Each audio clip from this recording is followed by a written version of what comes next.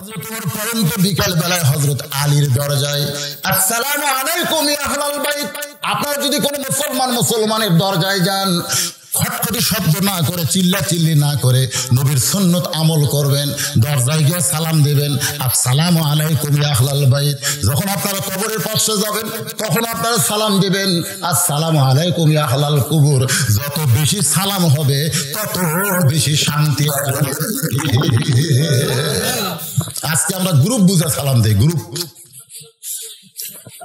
আমার টুপি এরকম তো, আর একজন টুপি আলাদা চোকা, এই চোকা আমার সালাম দেয় না, কারণ আমার টুপি আবার আর এক ধরনের, আমি আবার ওই চোকাক দিই না, ই তো আমার দলের লয় রে।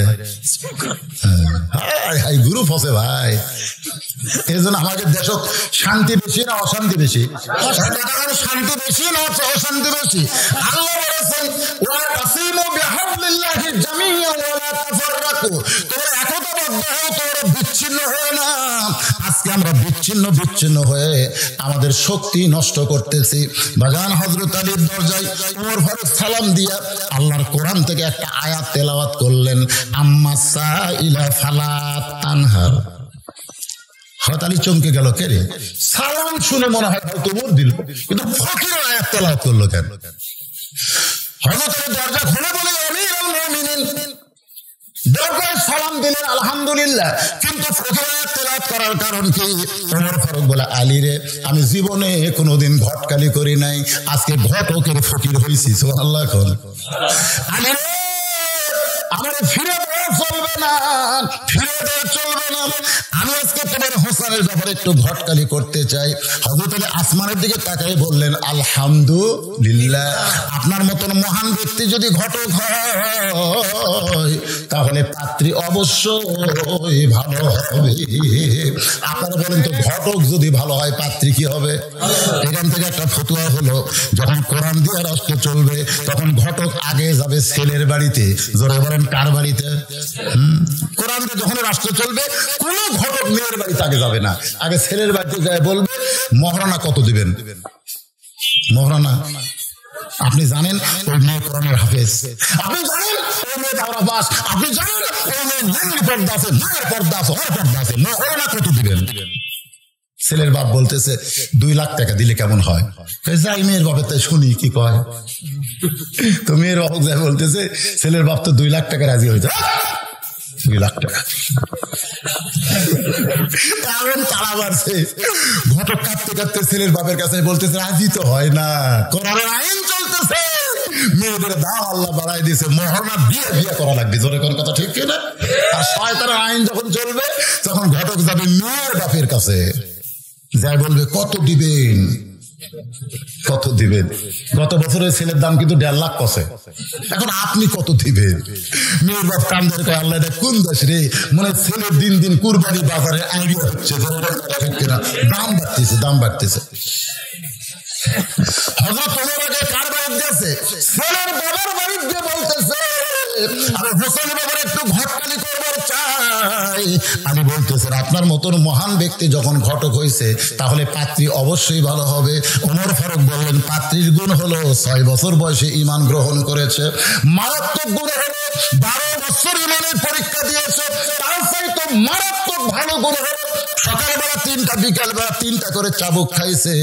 এত নির্যাতনের পরও মেয়েটা ঈমান হারা হয় না।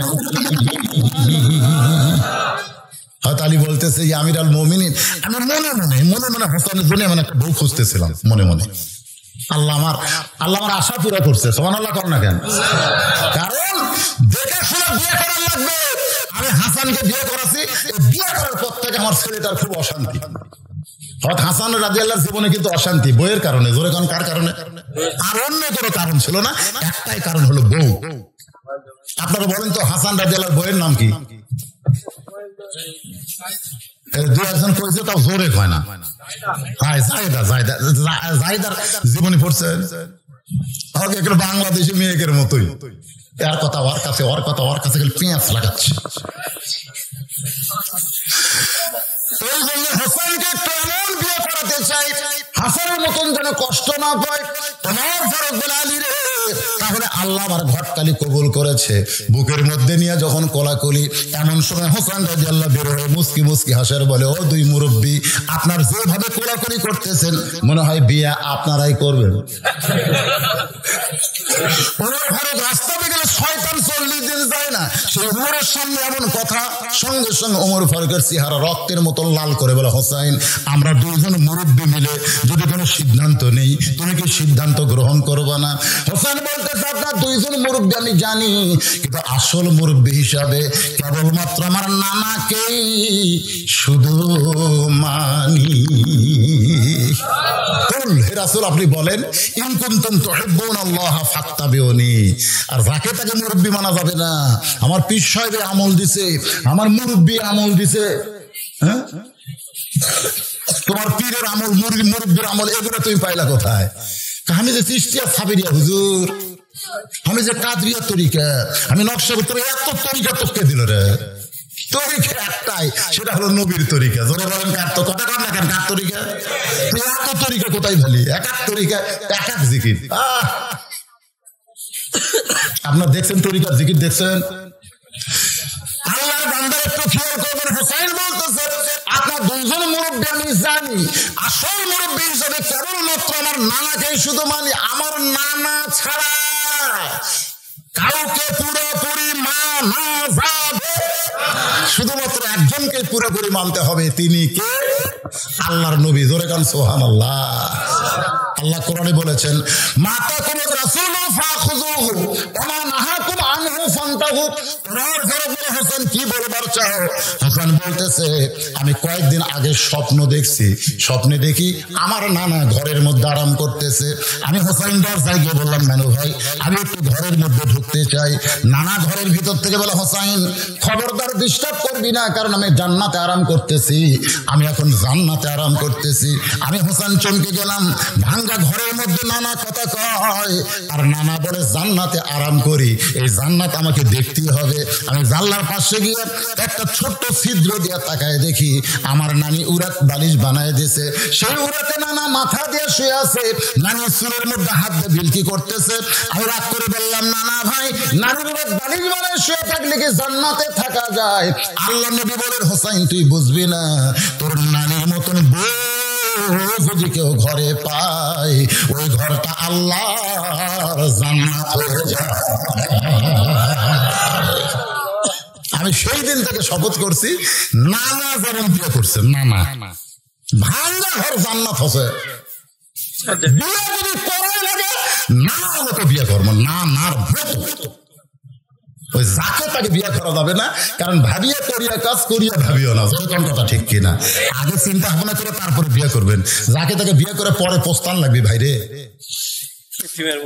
পোস্তান লাগবে না, পোস্তান লাগবে না। দুই একটা বুড়ে আসা কান ধরবে, হুজুর হুজুর বাপ মায়ের খেদমতের ওয়াজ করবেন হুজুর। ছেলে আমার ভালোই ছিল, বিয়ের পরে খারাপ হলো। বিয়ের পরে খারাপ হওয়ার কারণ হলো তুমি যাত্রার সাথে বিয়ে করা লাগে। আমার এলাকায় ধাবের হাটে দুধের গরু কিনবে, দেখালে তলে দেখে, খালি তলে দেখে। দুধওয়ালা বলতে, কি দেখেন চাচা? বলে, দেখতেছি দুধ কেমন হবে। দেখা লাগবে না, মায়ের 10-এর হয়, মায়ের 10-এর হয়। তখন বলে, আর দেখবো না, মা যদি ভালো হয় তাও ভালো হবে। দুধের গরু কিনবে যদি মিশিয়ে দেখে, তারপরে মায়ের খবর শুনলে খুশি হয়। আপনি যে মেয়েকে ছেলে বিয়ে করাবেন, শুধু মেয়ে দেখলে হবে না, মেয়ের মা নামে পর্যন্ত দেখা লাগবে। হোসেন রাদিয়াল্লাহু বাবার সামনে দাঁড়ায় বলে, বাবা আপনি বলেন তো, আমার মা আপনার কেমন বউ?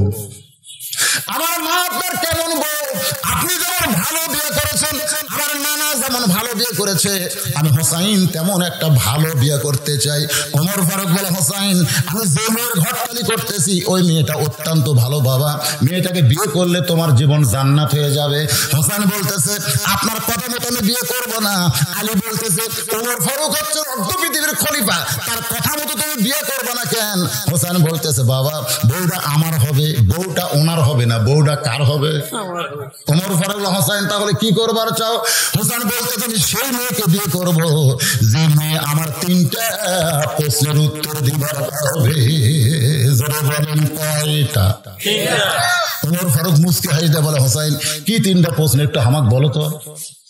হোসেন বলে, এত সহজ না, লাখ টাকার টাকা খাট 12,000 টাকার কম্বল গাও দেখায় আমার বাড়ি আমার ঘর আমার নামাইকে 9টার সময় রে 3টার সময় সামান্য একটা ভূমিকম্প খালি এরকম কাঁপতেছে ওই 9টায় কি করলো আমার নামাইকে আর 3টার সময় এত ফোর্সে নামছে কম্বলের মধ্যে লুঙ্গি খুলে আছে ওটা পরারও তাল পায়নি আপনারা কোন তো নামছে নামছে কেন আছে তার 9টার সময় যদি আমার নামাইকে 3টার সময় নামাছে ধরে কথা দেখছে না আপনাকে ইমান কি কয় আল্লাহ ঘুম পাড়তিছে আয় আয় হবিনা হুজুর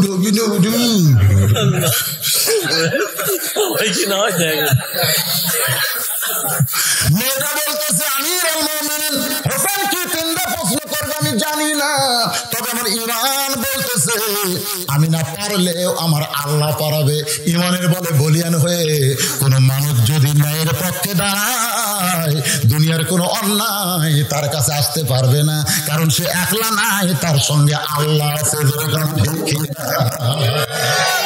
আল্লাহ কোরআনে বলেছেন ওয়া মাকুম আইনামা কুনতুম বান্দা বান্দি আছে যেখানে আমি আল্লাহর রহমত বরকত শক্তি আছে সেখানে এখন আপনারা বলেন আমাদের সাথে আল্লাহ আছে না নাই কথা কোন আছে না নাই এই অন্তর থেকে হলো তালক করে হবি না রে তালক করে বলে কি মনে হচ্ছে নাই আছে হ্যাঁ একবার একটু চোখ বন্ধ করে চিন্তা করেন নিরাপত্তা কর্মী কিন্তু নিরাপত্তা কর্মী আমার নিরাপত্তা কর্মী আছে বাড়ে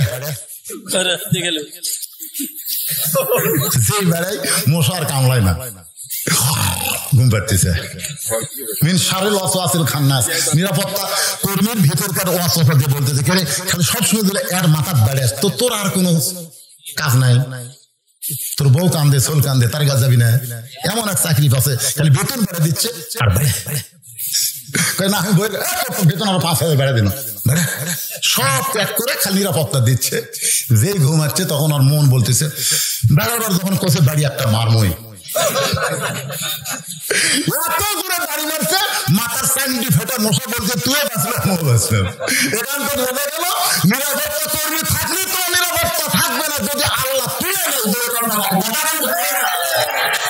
আপনি কি খবর চাচ্ছেন ইউক্রেনের প্রেসিডেন্ট জোলাস্কি ওর অবস্থা কি আজকে দেখছেন আজকাল মুখ টুক সব শুকে গেছে তোর না বহু কিছু অস্ত্র আছে একটু মনোযোগ দেবেন ফেরত চলে এসে হযরত আলীর বাড়িতে আলী বলতে সেই মাত্র কানতে কানতে গেলেন আবার কেন আইছেন বলে তারিখ করবার চাই হোসেন বলে কিসের তারিখ বলে বিয়ের তারিখ না তুমি যে 3টা প্রশ্ন করবা তার উত্তর দিবার পারবে কি পারবে না আলী বলতেছে কেমনে উত্তর দিবে যেই প্রশ্ন আপনি জানেন না আমিও জানি না সেই প্রশ্নের উত্তর মেয়েটা কেমনে দেবে ওমর ফারুক বলে আলী ভাই কারণ তুমি অত্যন্ত জ্ঞানী তোমার কানটা আমার মুখের কাছে দাও আমি একটু ফিস করে বলি ওমর ফারুক আলী কেন বলতেছে মেয়েটা বলতেছে আমার ইমান বলতেছে আমি না পারলেও আল্লাহ পারাবে আলী বলতেছে ইমানের প্রতি যে বিশ্বাস করে কাজ করে সে তখন একলা থাকে না তার সঙ্গে আমার আল্লাহ থাকে নির্দিষ্ট তারিখ মোতাবেক বাজারে তো মনোযোগ দেবেন ডান পাশে হযরত ওমর বসে গেছে বাম পাশে হযরত আলী আর মাঝখানে হোসেন সামনে একটা চাদর দেওয়া হয়েছে সামনে একটা কি দিছে চাদরের ওই পারে 18 বছরের মেয়েটাকে বসানো হয়েছে ডান পাশে যিনি বসেছেন তার নাম হলো হযরত ওমর বাম পাশে বসেছে হযরত আলী আর মাঝখানে হোসেন সামনে একটা চাদরের ওই পারে দেওয়া হয়েছে ওই 18 বছরের মেয়েটাকে বসতে এখন যদি আপনাদেরকে বলে সামনে চাদর দেওয়ার কারণ কি চাদর টাইয়া দেয়নি চাদর টাঙ্গে দিছে সামনে চাদর দেওয়ার কারণ কি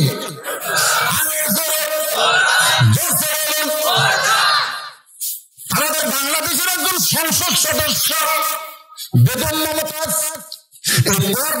কিন্তু একটা আল্লাহর আইনকে নিয়ে একটা তিরস্কার করছে ওরে শরীয়তের মৌলানা 14টা করলা কানা মনের পর্দা বড় পর্দা তোমরা খুঁজে পাইলা না তেতুল হুজুর বুঝলো না কি হুজুর তেতুল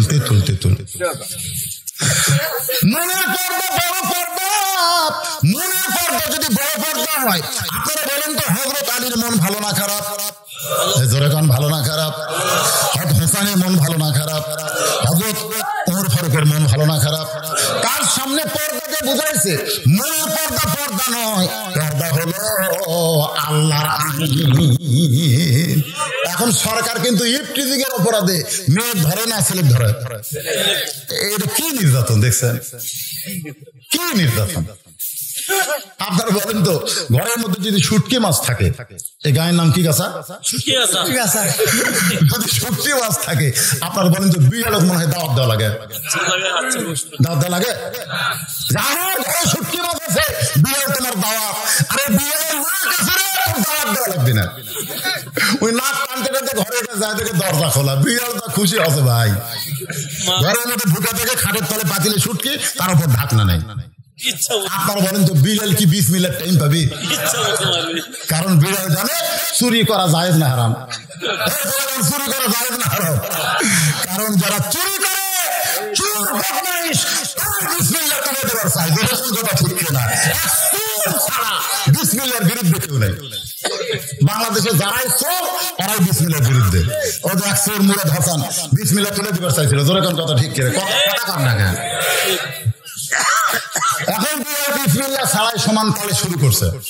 খসর খসর শব্দ হয়, শুটকির মালিক কয় করে 2000 টাকা শুটকি খসর খসর কাছে বিড়াল কাম সারতেছে। এখন দেখতে খুব করে বিড়ালকে ধরে বলতে চাই, আমার শুটকি তুই কেন খাইনি বল, কেন খাইনি বল? প্রথমবারের মতো তোকে মাফ করে দিলাম, পুনরায় যদি শুটকি খাস 20টা ব্যাত মারবো। যে বিড়ালকে একটা ব্যাত মারলে বিড়াল মরে যাবে, তার উপর 20টা ব্যাতের আইনে বিড়াল ছেড়ে দিছে। ঘরের দরজা জানলা আগের মতোই খোলা আছে। আপনারা বলেন তো, ওই পিটনের ভয় বিড়ালকে শুটকি খাওয়া বন্ধ করবে? যত আইন করো, তোমার আইনটা তুমি বিড়াল থেকে শুটকি বাঁচাতে পারবে না। বরং মিথ্যা 20টা আইন না করে দরজা জানলা আসল আইন চালু করে দাও। বিড়ালের বাপুরও ক্ষমতা নাই শুটকির কাছে যাইতে পারে। আমি সরকারকে বলবো, নারী নিরাপত্তার নামে যত আইন করেন সব মিথ্যা আইন। এই মিথ্যা আইন চালু না করে আল্লাহর কোরআনের পর্দার আইন চালু করে দেন। আল্লাহ কুদরতি ভাবে নারীদের নিরাপত্তা দিয়ে। এখন ওমর ফারুক বলতেছে, হোসাইন হোসাইন তুমি প্রশ্ন করো। এবার হোসাইন দাঁড়ায় বলতেছে, রে মেয়ে তুমি একা একা বসে আছো, খুব খেয়াল করবেন, তুমি একা একা বসে আছো, তাই বলে তুমি একলা না, আমি একলা হয়ে গেছি। ওমর ফারুক বলে, পাগল নাকি? তোমার ডান পাশে আমি বসে আছি, বাম পাশে তোমার বাবা বসে আছে, তুমি একলা কেমনে হলে? হোসেন বলে, আমার দুই পাশে দুইজন মহামানব বসে আছে দেহ নিয়ে, কিন্তু মনে মনে তোমার পক্ষ নিয়েছে। আপনার বলেন তো ওমর ফারুক কার পক্ষে? হযরত আলী কার পক্ষে? কিন্তু বসে আছে কোন সাইডে? আজকে আমাদের বাংলাদেশে নির্বাচন যখন কি নির্বাচন কমিশনার নিরপেক্ষ, একদিন একজন বলতেছে ভাষণে, নির্বাচন কমিশনার হল নিরপেক্ষ একটা পদ। আর মনে মনে পেলাম বসে আছে চেয়ারে, কিন্তু মনে মনে একটা দলের পক্ষ নিচে। কথা ঠিক না, নিরপেক্ষ মানে আল্লাহ নয়। আপনি আল্লাহর ফেরত দেখেন, আল্লাহ নিরপেক্ষ না, আল্লাহ ভালোর পক্ষ খারাপের বিপক্ষে। তোর কথা ঠিক কিনা? আল্লাহ যদি নিরপেক্ষ না হয়, নিরপেক্ষ শব্দ তো চলবি না রে ভাই। 50 বছর পরে এবার একটা নিরপেক্ষ হচ্ছে, সেটা হলো হিজরা চেয়ারম্যান। এখন কি চেয়ারম্যান? একটাই হলো নিরপেক্ষ, তার নাম হলো হিজরা। ওই পুরুষের পক্ষেও নেই, ওই মেয়ে মানুষের পক্ষেও নেই, ওই হলো মাঝখানে আছে। কথা ঠিক কিনা? আজকে যারা বলে আমি নিরপেক্ষ, বুঝবেন ওই হিজরা। নিরপেক্ষ মানে কি? নিরপেক্ষ মানে কি? কারো পক্ষ হয়ে লাগবে, নিরপেক্ষ নাই।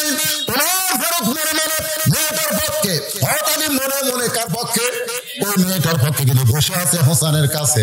তার মানে বোঝা গেল হোসেনের কাছে বসে থাকলে হবে না, দেহ আর মন যার পক্ষে তিনি হলেন প্রকৃত পক্ষে। আমার হোসেন, এখন তুমি প্রশ্ন শুরু করে দাও। এবার প্রশ্ন শুরু হবে 3টা। যে বলেন কয়টা? এক নম্বর প্রশ্ন হলো, হোসেন মেয়েকে বলতেছে, রে মেয়ে, এক নম্বর প্রশ্ন হলো, আমার মাকে তুমি জানো আমি কোন মায়ের সন্তান? সঙ্গে সঙ্গে হয়তো চমকে উঠছে, কে রে ছেলে আমার সাথে আসলো আর বাপের কথা না কয়ে মায়ের কথা কয়। মারাত্মক কথা।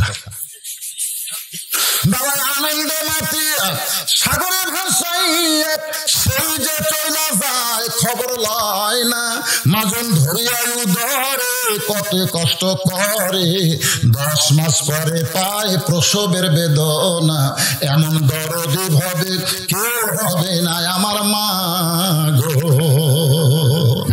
আপনারা বলেন তো, সন্তান ভালো না মন্দ এটা বলতে পারবে কে? আরো জোরে জোরসে বলুন। বাবার কোনো ক্ষমতা নাই। বাবা কি করে? বাবার কাম কি? বাবা ও যে আনন্দ করে ভিতরে সাগরে ঢুকা দিয়ে হয়ে যে চলে গেছে, আর বাপের কোনো খোঁজ আছে? নাই নাই। ওই জন্য মায়ের কথা ইসলাম 3 বার বলেছে। মায়ের পায়ের তলে সন্তানের জান্নাত বলেছে। বলেন সুবহানাল্লাহ। হুসাইন বলতেছে, আমার মাকে তুমি জানো আমি কোন মায়ের সন্তান? আমি কোন মায়ের সন্তান তুমি কি জানো? সঙ্গে সঙ্গে মেয়েটা পর্দার ওপার থেকে বলে, হুসাইন আমি আপনার মাকে চিনি। ওমর ফারুক জিব্বাত কি কয় রে? প্রশ্ন করলো কি, এই উত্তর দিল কি? মেয়েটা বলে, হুসাইন আপনার মাকে আমি চিনি। সঙ্গে সঙ্গে ওমর ফারুক জিব্বাত কামড় খাইছে, আর হযরত আলীর চোখ দিয়ে দর দর করে পানি পড়তেছে। ওমর ফারুক জিব্বাত কামড় খাওয়ার কারণ হলো, হোসেনের মাকে চিনবি কেমনে? কারণ হোসেনের মা তো পাড়া বেড়ানি মেয়ে মানুষ না। পাড়া যে মানুষ মেয়ে মানুষ বেড়ায় তাকে সবাই চিনে। এরকম কথা ঠিক কথা। 3-4 যুবক খাটের উপর বসে বা শাকের উপর বসে গল্প করতেছে, আচ্ছা আমাদের পাড়ার মধ্যে সবচাইতে সুন্দরী বউ কার? না না বলতেছে সবচাইতে সুন্দরী বউ কার? তখন বলতেছে অমুকের বউ রে, আমি কয়েকবার দেখছি, খুব সুন্দর। আর তুই কি দেখছিস? অমুকের বউ সুন্দর। আপনারা বলেন তো, যে কয়েকজনের বউ ওরা সুন্দর সুন্দর বলে গল্প করতেছে, ওই কয়েকজন বউয়ের স্বামী জান্নাতে যাবে? আপনি কাগজে লেখালেন, ওরা জান্নাতে যাবে না। আপনার বউ সুন্দর, এটা পাড়ার যুবকেরা কেমনে জানে? তার মানে বোঝা গেল আপনার বউ খেলে আপনারা একলাম না, ওরা ডিউটি করে বেড়ায়। কথা বল না কেন?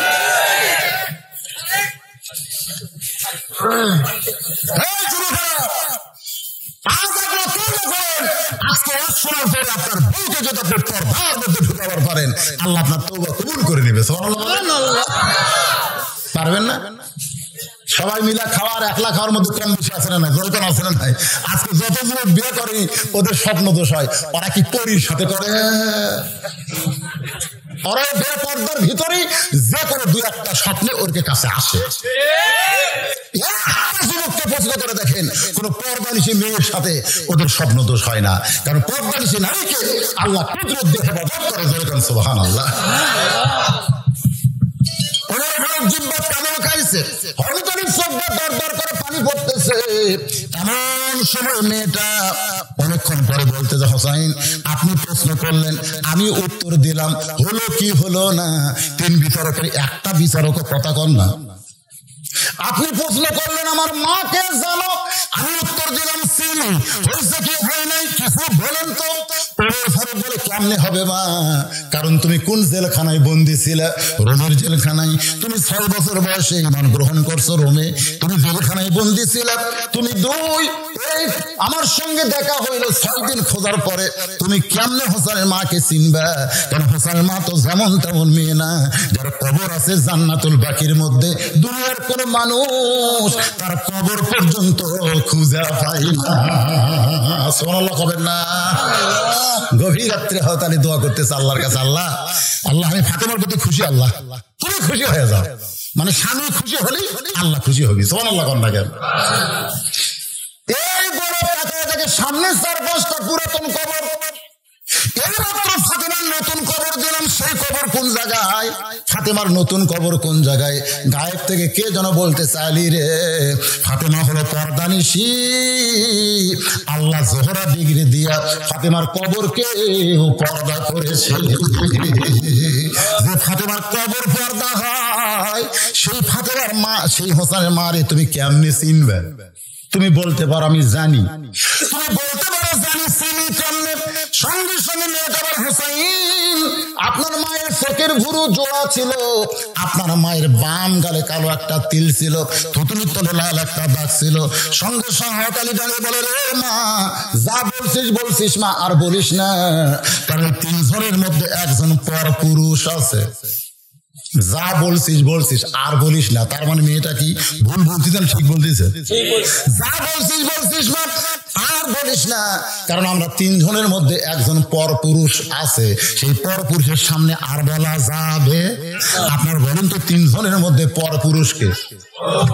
উমরের মতো মহান ব্যক্তি, রাসূল বলেছে আমার পরে কেউ নবী হলে লাউকানা উমর, আল্লাহ উমরকে নবী বানাতো। সে উমর যদি পর পুরুষ হয়, তাহলে পীর সাহেবের কাছে মুরিদের বউয়ের কাছে পীর সাহেব কি পুরুষ?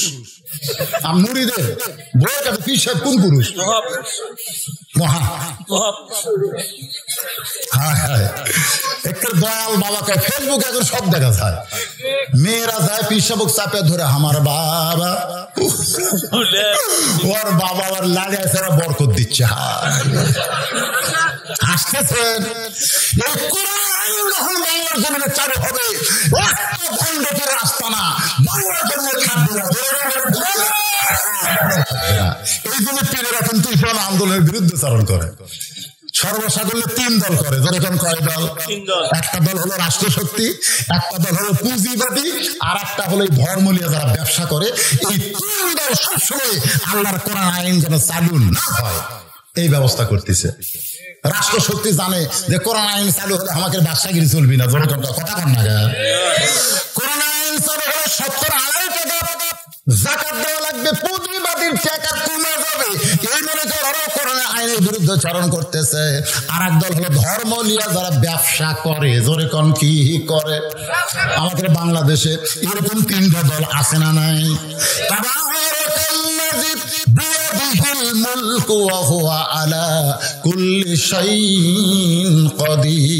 আলী বলতেছে মা হোসেন মায়ের চোখের ভুরু জোড়া, এটা আমি বলতে পারবো, কারণ স্বামী হওয়ার কারণে স্বামী তার বইয়ের কপালে চুমা খাচ্ছে, কতবার হিসাব আছে? আচ্ছা আমি যদি আমার বইয়ের কপালে চুমা খাই, তাহলে বইয়ের ভুরু জোড়া না আমি জানি না? কথা কেন আমি জানি কি জানি না? আমি বলতে হোসেন মা ফাতেমার চোখের ভুরু জোড়া, এটা আমি বলতে পারবো। তার দাম করে তিল হোসেন বলতে পারে, থুতুনির তলে দাগ আল্লাহ নবী বলতে পারে, কিন্তু রোমের দেশের জেলখানায় বন্দি থাকা মেয়ে তুমি কেমনে বললো মা? তুমি কেমনে বললে? তুমি কেমনে বললে? মেয়েটা বলতেছে মুরব্বী ওই রোমের জেলখানায় সকালবেলা শেরদিল কারারক্ষী আমাকে যখন 3টা চাবুক মারে, বিকালবেলা যখন 3টা চাবুক মারে, এই চাবুক মারতে মারতে এক সময় আমাকে দুর্বল করে দেয়। ওই দুর্বল অবস্থায় আমি একদিন রাত করে বলেছিলাম আল্লাহ তুমি আছো আসমানে, তোমার নবী আছে মদিনায়, এই রোমের জেলখানায় আমাকে দেখার মতন কেউ নাই। আল্লাহ রে এত নির্যাতনকে সহ্য করা যায়? এরকম যখন বিরক্ত হয়ে আমি আল্লাহকে বলতেছি তুমি আসমানে আর নবী মদিনায়, কাঁদতে কাঁদতে বসে স্পর্শ করে দেখি আমার শিয়রের পাশে নূরের একটা পুতুলি বসে বসে আমার মাথায় হাত বুলায় আর কাঁদতেছে। আমি বললাম কে গো আপনি? জান্নাতের হুরি না বেহেশতের পরী? এইভাবে আমার শিয়রের পাশে কাঁদেন কেন? আমাকে বলতেছে মা আমি জান্নাতের হুরিও না বেহেশতের পরীও না, আমি হলাম জগৎ বিখ্যাত মা ফাতেমা। আজকে স্বপ্নে তোমার সান্ত্বনা দিবার চাই। মেয়েটা কান্দে বলে হোসেন, আমি তখন তার শুধু মুখের দিকে তাকায় দেখতে পেয়েছি তার চোখের ভুরু জোড়া বাম কালে একটা তিল ছিল, পুতুলের তলে লাল একটা দাগ দেখতে পাই। হোসেন চিল্লায় বলে 1 নম্বর প্রশ্নের উত্তর যেমন আশা করেছিলাম তার চাইতে 100 গুণ তুমি সুন্দর দিয়েছ। ওমর ফারুক বলে আলী ভাই আমার ঘটকালে আল্লাহ কবুল করছে। হোসেন কে এত সহজ না, এত সহজ। একটার উত্তর দিলে বিয়ে, একটার উত্তর সবাই পারবে। কবরে যখন প্রশ্ন করবে মান রব্বুকা, তোমার রবকে, হিন্দু কবি আল্লাহ, খ্রিস্টান কবি আল্লাহ, ইহুদি কবি আল্লাহ, খেলা করে আল্লাহ কে না কই? মুন কেটা করে লাঠি দেখলে ভয় কবি না? মানে ঠেলা করলে হিন্দুরা আল্লাহ কয়, কয় না ভাই? কয় না? আপনার খবর যখন আসমানে ঝড় ওঠে সেই রকম পাথর শিলা বেশি হিন্দুরা কিন্তু আল্লাহ সবাই কয়, কিন্তু কিন্তু যখন 2 নম্বর প্রশ্ন করবে আমার দিনকা, তোমার দিন কি, তখন আপনারা বলেন তো তখন কি? তখন খ্রিস্টান কবে পারবে? ইহুদি হিন্দু কেউ ঘর পারবে না, কেবলমাত্র তারাই পারবে।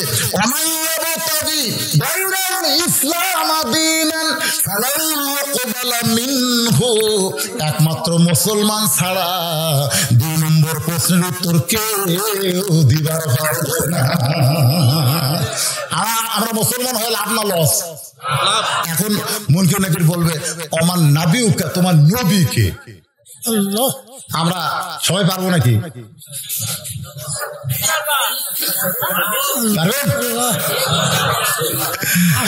মাশাআল্লাহ, লাকাদ কানা লাকুম ফি রাসূলিল্লাহি উসওয়াতুন হাসানাহ।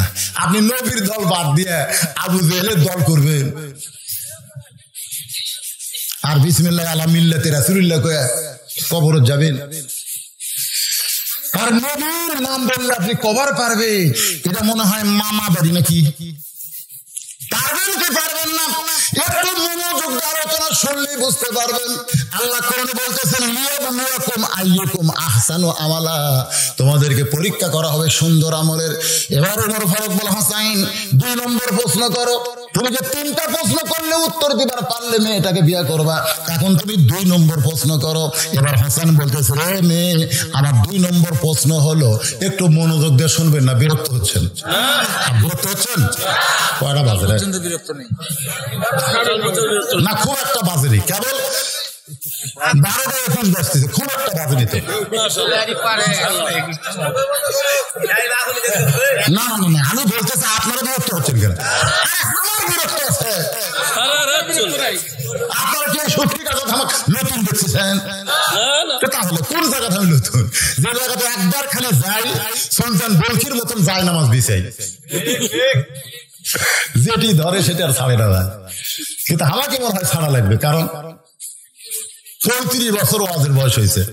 ডাক্তার আমারে কইছে আপনার যে ডায়াবেটিস 1 ঘন্টা পর পর পেশাব করা লাগবে, 1 ঘন্টা পর পর।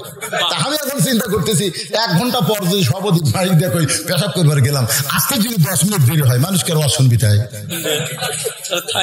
কারণ যখন ওয়াজ করি তখন আমার এই চাপ পড়ে নিচের দিকে, আর পেশাব আজকে ওয়াজ করলে ডাক্তার কইছে আপনার কিডনি ড্যামেজ হবে, কিডনি। এখন তো আমি বিপদত পড়ে গেলাম, হয় ওয়াজ বন্ধ না 1 ঘন্টা পর পর, কোনটা করি? না মনে কষ্ট নিয়েন না বাজান। 2 নম্বর প্রশ্ন হলো 4 বছর বয়সে, মারাত্মক প্রশ্ন। 4 বছর বয়সে ইমানটা তুমি কেমনে পাইছো? তোমার দাদা খ্রিস্টান, তোমার বাবা খ্রিস্টান, তোমার মা খ্রিস্টান, ওই রোম দেশের সবাই খ্রিস্টান, তুমি তো 6 বছর বয়সে ইমান গ্রহণ করেছো। আমার প্রশ্ন হলো ইমানটা তুমি কেমনে পাইছো? ইমানটা কেমনে পাইছে? আমরা বাংলার মুসলমান, যদি আমাদেরকে প্রশ্ন করা হয় আপনার ইমান কেমনে পাইছেন, উত্তরে কি করবেন? আমরা যে মুমিন মুসলমান দাবি করতেছি, যদি প্রশ্ন করা হয় ইমান কেমনে পাইছেন, উত্তর কি? আমার কথা কি বুঝতেছেন না? কি উত্তর দিবেন? বাপ দাদা। ও ডাক্তারের ছেলে ডাক্তার হয়, ডাক্তারের ছেলে লেখাপড়া না করে ডাক্তার হবে, ইঞ্জিনিয়ারের ছেলে ইঞ্জিনিয়ার লেখাপড়া না করলে ইঞ্জিনিয়ার হয় না। বাবা দাদা মুসলমান, আপনি মুসলমান হতে পারবেন না, কারণ আপনার বাবা দাদা সত্যি কথা বলেছে, এরকম মোবাইল ফেসবুক তারা পায়নি। যখন কথা ঠিক কিনা? আপনি এমন একটা যুগে আইছেন রে যুবকেরা, একটু মনোযোগ দিয়ে কথাগুলো শোনো বাজান। এবার হোসেন বলে 6 বছর বয়সে তোর ইমানটা কেমনে পাইলা? মেয়েটা কান্দার বলে হোসাইন আমি কিন্তু সাধারণ ঘরের মেয়ে না, আমি সাধারণ ঘরের মেয়ে না, আমার দাদা হলো রোম সম্রাট কাইসার। সুবহানাল্লাহ। যে মেয়েটা কইছে আমার দাদা হলো রোম সম্রাট কাইসার, সঙ্গে সঙ্গে ওমর ফারুক চমকে উঠছে। ওমর ফারুক চমকে উঠছে, ওরে বাবা রে, পরাশক্তি। পরাশক্তি বলছেন না, একটা পুতিন আর একটা জো বাইডেন, এই 2টা পরাশক্তি, একটা আমেরিকা আর একটা রাশিয়া। বর্তমানে রাশিয়া যখন যুদ্ধ লাগলো ইউক্রেনের সঙ্গে, তখন ইউক্রেন কিন্তু আমেরিকার দিকে তাকাইছিল। জোরে কোন কথা ঠিক কিনা? কোন দিকে তাকাইছিল? আমেরিকা যদি আমাকে সাহায্য করে তাহলে, আচ্ছা আমাকে সাথে যদি ভারত লাগে আমরা কোন দিকে তাকা থাকবো? কত দেখি এতক্ষণ ওয়াজ শুনে কি বুঝলেন? কোন দিকে তাকা থাকবেন? আমরা কি ভারত বাংলাদেশের যুদ্ধ লাগলে আমরা কি আমেরিকার সাহায্য চাবো না আল্লাহর সাহায্য চাবো? ওরা আল্লাহ পর্যন্ত যায়নি তো, এই জন্য তাকে আছে আমেরিকায় দেবো না। নাসরুম মিনাল্লাহি ওয়া ফাতহুন করিব ওয়া বাশশিরিল মুমিনিন। আপনারা বলেন তো মুমিনদের জন্য আল্লাহর সাহায্য আছে না নাই? বাজান একটু মনোযোগ দিয়ে শুনবেন। মেয়েটা বলে, হোসাইন আমি সাধারণ ঘরের মেয়ে, আমার দাদা হলো বংশম্রাট কাইসার। একদিন পরন্ত বিকাল বেলায় আমার দাদা অন্দর মহলে গিয়ে আমাকে বলতেছে, ও নাতনি আজকে রোমের রাজদরবারে খেলা হবে, তুই কি খেলা দেখতে যাবি? সঙ্গে সঙ্গে 6 বছরের ছোট্ট মেয়ে, খেলা দেখার জন্য পাগলি হয়ে গেলাম। কারণ ছোট বাচ্চারা খেলা পছন্দ কম করে না বেশি করে।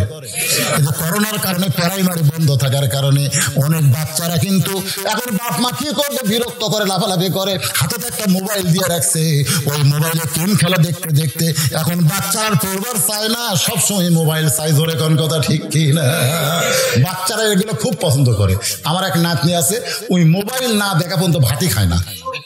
কি বদ অভ্যাস করছে, মোবাইলের গেম দিয়ে তখন গেম দেখে আর ওই ফাঁকে ওই গেম দেখতেছে, আর ওর মা ওকে মুখ দিচ্ছে, ওই গেম দেখতেছে আর ভাত খাচ্ছে, বুঝতে পারতেছে না যার মুখে ভাত ঢুকতেছে। ছোট ছোট বাচ্চারা খেলা করে পছন্দ কম করে না বেশি করে। মেয়েটা বলে 6 বছর বয়সে আমি আমার দাদার সঙ্গে খেলা দেখার জন্য রাজ দরবারে আসলাম। আমার দাদার সিংহাসনের পাশে ছোট্ট একটা সিংহাসন, ছোট চেয়ার আমারে বসতে দিল। আমি চেয়ারে বসে বললাম, দাদু ভাই খেলা দেখার কথা বলে নিয়ে আইছেন, খেলা কোন জায়গায়? আমার দাদা বলে, ওই যে তাকায় দেখ। মেয়েটা বলে, হোসেন আমি তাকায় দেখি একটা মানুষের চোখ কালো কাপড় দিয়ে বেঁধে রাখছে, ওই মানুষের হাতে হ্যান্ডকাপ, পায়ের দিকে তাকায় দিকে লোহার শিকল দিয়ে আটকানো। আমার দাদা বলে, ওই যে তাকায় দেখ। আমি বললাম, দাদু ভাই একটা মানুষকে আমি দেখতে পাই, একটা মানুষকে আমি দেখতে পাই। আমার দাদা মুখের উপর হাত দিয়ে বলে, পাগলি রে, তুই ছোট্ট মানুষ, তুই জানিস না ওটা মানুষ না রে, ওইটা মানুষ না। আমি বললাম, চোখ আছে, মুখ আছে, নাক আছে, হাত পা সবই আছে, আর পরে মানুষ না। আমার দাদা বলতেছে, ওইটা হইল মুসলমান। মেয়েটা বলতেছে, হোসাইন 6 বছর ছোট্ট বয়সে আমি চিন্তা করে গেলাম, ওটা মানুষ না, ওটা মুসলমান। তার মানে খ্রিস্টান, ইহুদি, হিন্দুরা তারা মুসলমানকে কোনোদিন মানুষ মনে করে না। জোরে কথা ঠিক কিনা? যদি হিন্দুরা আমাদের প্রতিবেশী আমাদেরকে মানুষ মনে করত, তাহলে 400 বছরের পুরাতন বাবরি মসজিদ ওরা ভাঙবার পারত না। জোরে কথা ঠিক কিনা? কারণ মুসলমান নিজের জীবনের চাইতে মসজিদকে বেশি ভালোবাসে। তাহলে একটা বাবরি মসজিদ ভাঙ্গে বাংলাদেশের মুসলমান কি খুশি হতে না কলজা টাকার পথে? তাহলে তোমরা পাকিস্তানের বিরুদ্ধে যুদ্ধ করে আমাদের দেশ স্বাধীন করে দিলে, সেই মুসলমানের মসজিদ ভাঙ্গে তোমরা গুঁড়া করে দিলে। এখান থেকে প্রমাণ হলো হিন্দু, খ্রিস্টান, ইহুদি মুসলমানকে মানুষ মনে করে না, এরা মুসলমানকে আলাদা একটা জাত মনে করে। জোরে কোন কথা ঠিক কিনা? মেয়েটা বলে, হোসাইন আমি আমার দাদাকে বললাম, দাদু ভাই ওই মুসলমানকে নিয়ে আপনি কি খেলা খেলবেন? আমার দাদা বলতেছে, ওই যে তাকায় দেখ। আমি তখন তাকায় দেখি একটা চুলার মধ্যে দাউ দাউ করে আগুন জ্বলতেছে, ওই চুলার উপরে বিশাল একটা ডেকসি, মনে মনে তেল।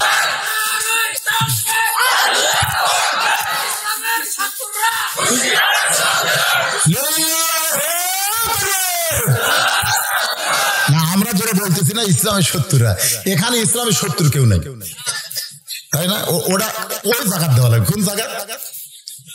যেখানে শত্রু আছে। হ্যাঁ, এখানে এটা দেওয়ার দরকার নেই। বাবজান স্লোগান আমরা দিব, যে স্লোগান দিলে আমাদের মধ্যে কোনো গন্ডগোল আসবে না, সবাই বুঝবে। তকবীর এটা কিন্তু সবাই মানে কি মানে না? যেরকম মানে কি মানে না, হয়তো দেয় না, কিন্তু তকবীর মানে সবাই। আল্লাহর বান্দারা আসেন, আল্লাহর কোরআন থেকে আমরা আলোচনা শুনতেছি, সূরা মুলকের 2টা আয়াত। এবার মেয়েটা বলে, হোসেন আমার দাদা সিংহাসন থেকে লাফ দিয়ে উঠলো, উঠে বলতেছে, সৈন্যরা আর দেরি করা যায় না, আর দেরি করা যায় না, ওই মুসলমানকে হাত পাও বাঁধা অবস্থায় উত্তপ্ত তেলের মধ্যে ফেলে দাও। আমি তখন বললাম, দাদু ভাই আমি চলে যাবো মায়ের কাছে, আমি খেলা দেখবো না। আমার দাদা বলে, খেলা দেখার কথা বলে তোরে নিয়ে আইছি, খেলা দেখতেই হবে, খেলা দেখতেই হবে। এই বলে আমার হাতটা জোর করে ধরলো। যখন মুসলমানকে নিয়ে যাচ্ছে উত্তপ্ত তেলের দিকে, ওই আগুনের চুলার দিকে, মুসলমান একটাবারও পিছন দিকে টান করতেছে না। পিছন দিকে টান বোঝেন না? একটাবারও না। কারণ মুসলমান জানে, ওয়ালা তাকুলু লিমান ইউকতালু ফি ফি সাবিলিল্লাহি আমওয়াতুন বাল আহইয়াউ ওয়ালাকিন লা তাশউরুন। একেবারে আগুনের চুলার কাছে যখন নিয়ে গেছে, মেয়েটা বলতেছে আমি কি করবো, দাদা আমার ডান হাত ধরে আছে, আমি বাম হাত দিয়া আমার দুইটা চোখ আমি চেপে ধরলাম। একটা জীবন্ত মানুষকে আগুনের চুলার মধ্যে পুড়ে মারবে এটা আমি দেখতে পারবো না বলে আমি হাত দিয়ে যখন চোখ চেপে ধরেছি, এমন সময় একটা মধুর কলেমা, মধুর একটা বাণী আমার কানের মধ্যে ঢুকতেছে।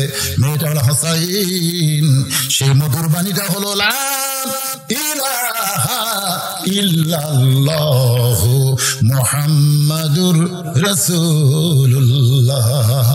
এই বাণীটা আমার কানের ভিতর দিয়ে আমার কলিজার মধ্যে যখন ঢুকে গেছে, তখন আমি দেখতে পাই, মেয়েটা বলে হোসেন, তখন আমি দেখতে পাই যদি আমার হাত চোখের উপরে, তারপরে আমি দেখতে পাই ইয়ানজুরু বি নূরিল্লাহ। আমি তাকাই দেখি ওই মুসলমানের দেহ নামক খাঁচাটা আগুনের চুলার মধ্যে পড়তেছে, উত্তপ্ত তেলের মধ্যে পড়তেছে। কিন্তু খাঁচা উত্তপ্ত তেলের মধ্যে পড়ার আগেই কে যেন খাঁচার ভিতরে পাখিটা ধরে, পাখিটা সযত্নে ধরে এভাবে উড়াল দিল। পাখিটা উঠতে উঠতে সবুজ রঙের একটা বাগানে চলে গেল। এই দৃশ্য দেখার পরে আমি হাসতে পারলাম, আমার দাদা আমার হাত ধরে আছে। যখন ধরেছিল তখন আমার ঈমান ছিল না, কিন্তু যখন আমি হাসকা মারছি তখন আমি একলা ছিলাম না, আমার সঙ্গে আল্লাহর ঈমান ছিল। আমার দাদার হাত খুলে গেল, তার মানে কি ঈমানের একটা আলাদা শক্তি আছে না নাই? আমি 6 বছরের ছোট্ট মেয়ে ঘরের মধ্যে গিয়ে বললাম লা ইলাহা ইল্লাল্লাহ মুহাম্মদ রাসূলুল্লাহ। আমার মা বলতেছে তুই না খেলা দেখতে গেলি, খেলা দেখতে গিয়ে এই মুসলমানের কলমা তুই কোথায় পাইলি? এই কলমা খবরদার মুখে আনিস না, এই কলমা শুনলে তোর দাদা তোর বাপ তোকে হত্যা করবে। আমি তখন বললাম মা, এই কলমাওয়ালারা কোনদিন মরে না। সুবহানাল্লাহ কবেন না? এই কলমাওয়ালারা কোনদিন মরে না। আমি এক দৌড়ে গেলাম, যে দেখি দাদা আমার শাহবাগের মিছিল করতেছে। শাহবাগের মিছিল, জোরে কোন কিসের মিছিল? শাহবাগের মিছিল বোঝেন না? শাহবাগের মিছিল করতেছে, সমস্ত সৈন্যদের নিয়ে আনন্দ মিছিল করে বলতেছে মুসলমান পুরা ছাই হয়ে গেল, মুসলমান পুরা ছাই হয়ে গেল। আমি সামনে গিয়ে দাঁড়ালাম, দাদা বলতেছে ওই যে তাকায় দেখ মুসলমান পুরা ছাই হয়ে গেছে। আমি তখন বললাম দাদা তোমরা দেখতেছো মুসলমান পুরা ছাই হয়ে গেছে, কিন্তু আল্লাহ আমারে দেখাইছে মুসলমান এখন জান্নাতে ঘুরে। আমার দাদা চিল্লায় বলছে আমার নাতি হয়ে ওই মরা মুসলমানের পক্ষে কেন কথা বলতেছিস? আমি তখন বললাম দাদা ওই মুসলমানকে যখন তুমি হত্যা করেছো তখনই আমি ঈমান গ্রহণ করেছি। আমার দাদা মাথার চুল টেনে বলতেছে এটা কোন জাত্রে একটা মরে আর একটা তৈরি করে দেয়। সুবহানাল্লাহ। আসলে গোটা বিশ্বে যতই চেষ্টা করো তোমরা মুসলমানকে শেষ করতে পারবা না। একটা মুসলমান মারবা 10টা মুসলমান হবে, ধরে কোন কথা ঠিক কি না? আপনারা বলেন তো প্রতিদিন ভারতে কত হিন্দু মুসলমান হচ্ছে আপনি জানেন? প্রতিদিন আমেরিকায় এই করোনা আসার পরে কত খ্রিস্টান মুসলমান হয়েছে। খ্রিস্টানরা পরীক্ষা করে দেখেছে আমেরিকায় মুসলমানদের করোনা মৃত্যু কম, খালি খ্রিস্টানরা মরতেছে, ইহুদিরা মরতেছে। বাজান গো একটু মনোযোগ দিবেন, প্রতিদিন কত কত মানুষ মুসলমান হচ্ছে। আবার আমরা জন্মের দিক দিয়ে 1 নম্বর, জোরে কোন কথা ঠিক কিনা? প্রতিদিন মুসলমানের ঘরে সন্তান জন্ম নিচ্ছে কিনা? আল্লাহর বান্দারে মেয়েটা বলতে হোসাইন এইভাবে 6 বছর বয়স আমি ঈমান গ্রহণ করেছি। হোসেন চিল্লায় বলতেছে যেমন আশা করেছিলাম তার চাইতে তুমি 1000 গুণ সুন্দর দিয়েছ। ওমর ফারুক বলতেছে আলী ভাই আমার ঘটকাল আল্লাহ কবুল করছে, এই ব্যাপারে এখন টেনশন নাই। হোসেন বলতেছে এত সহজ না, এত সহজ না, 3টা প্রশ্নের উত্তর না দিলে আমি বিবাহ। এখন হোসেন 3য় প্রশ্ন করবে, 3য় প্রশ্ন করার পরে মেয়েটা উত্তর দিবার পারবে কি পারবে না। যদি উত্তর দেয় তাহলে বিবাহ হবে। এই বিবাহ পর্যন্ত আর শুনবো লিয়াবলুয়াকুম আইয়ুকুম আহসানু আমালা। কারা কারা রাজি? আল্লাহকে একটু হাত দেখান, যারা যারা রাজি। যারা আছে তারা রাজি, হাত টান করে, হাত টান করে। হ্যাঁ আচ্ছা হাত নামান। লিমা তাকুলু মালা তাফালুন। মুখে যা বললেন আমলে তা করলেন না, এটা হলো টাটকা মুনাফিক। জোরে কোন কি মুনাফিক? আপনারা যারা হাত তুলছেন যে 3 নম্বর প্রশ্নের উত্তর শুনে বিয়া টিয়া পড়া তারপর এখান থেকে আমরা বিদায় নেব, সবাই হাত তোলেন নে? তুলছেন। কিন্তু আমি 3 নম্বর প্রশ্ন আসতেছি, তার আগে খালি 10টা মিনিট প্রতি বছর যেভাবে এই মাদ্রাসার জন্য আমি আদায় করি আজকেও এই সময় যাই মজা তুলবে বুঝবেন ওরাই না টেকা দেওয়ার নিয়তে ওটা সেটা না, যাওয়ার নিয়তে যারা দাঁড়িয়ে আছে না খবরদার লড়বেন না। এখন মাত্র 5 থেকে 10 মিনিট আমি মাদ্রাসার জন্য প্রতি বছরের নাই 100টা কোরআন শরীফ আদায় করবো। এই যে কোরআন শরীফ সবচাইতে বড় দান নবীর মাদ্রাসা একটা কোরআন শরীফ দেওয়া, একটা কোরআন শরীফ দান করবেন। যাদের বাপ মা কবরে গেছে বাপ্পার রূহের মাগফিরাতে আল্লাহ নবীর ঘরে একটা কোরআন শরীফ হাফেজদের হাতে দেওয়ার নিয়তে দান করবেন। মাত্র 500 টাকা, মাত্র 500 টাকা দিবেন, একটা কোরআন দানের সওয়াব আল্লাহ আমল নামায় দিয়ে দিবে। খালি দিনে কোনো